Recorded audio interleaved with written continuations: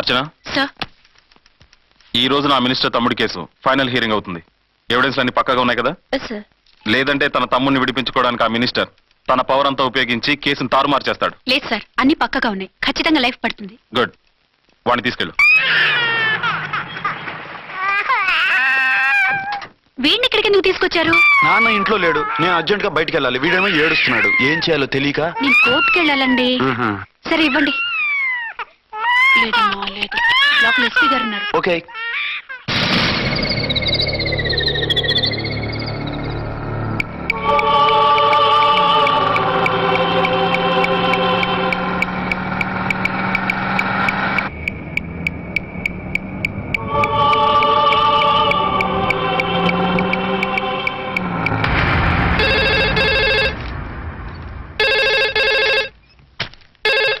Hello, yes.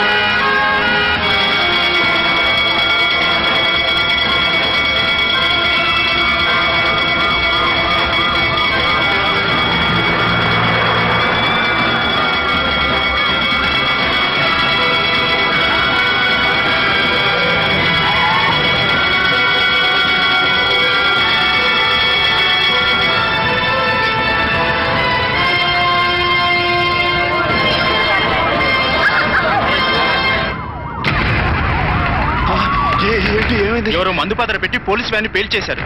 అందులో మనుషులు పాపం అంతా కాలిపోయారు, ఎవరూ బతకలేదు. అర్చనా!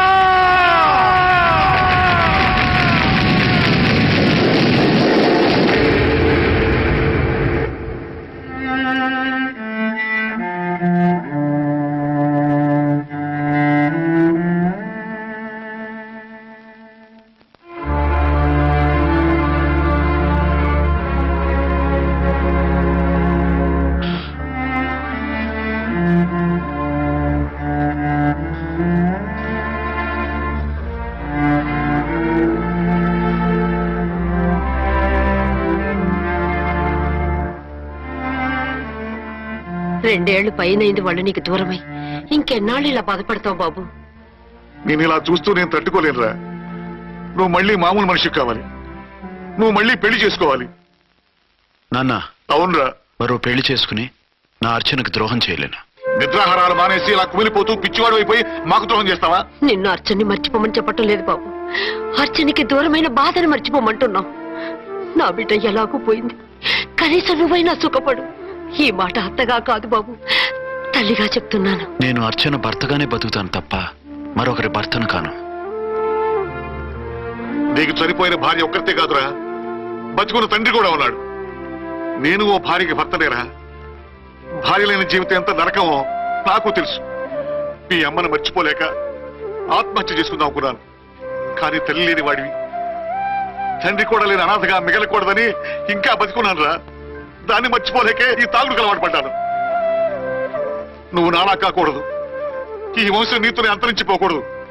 నీకు తోడు ఈ ఇంటికి ఆడదికు కావాలిరా.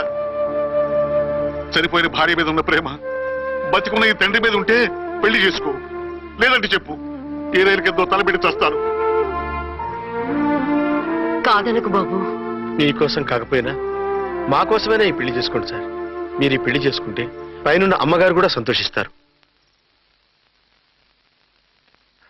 సరే, మీ ఇష్టం. రంగోటి, ఇప్పుడు నాకు చాలా ఆనందంగా ఉందిరా. ఈ శుభ సందర్భంలో ఫుల్ పీకేస్తారా? లేదు, ఈ రోజు నుంచి నేను మందు మానేస్తున్నా. ఇదిగో, ఈ రోజు నుంచి నీ డ్యూటీ అల్లుడు గారి దగ్గర కాదు, మా దగ్గర. పద అమ్మాయిని చూద్దాం. అలా అయితే మంచి పోజులో ఉన్న అబ్బాయి గారి ఫోటో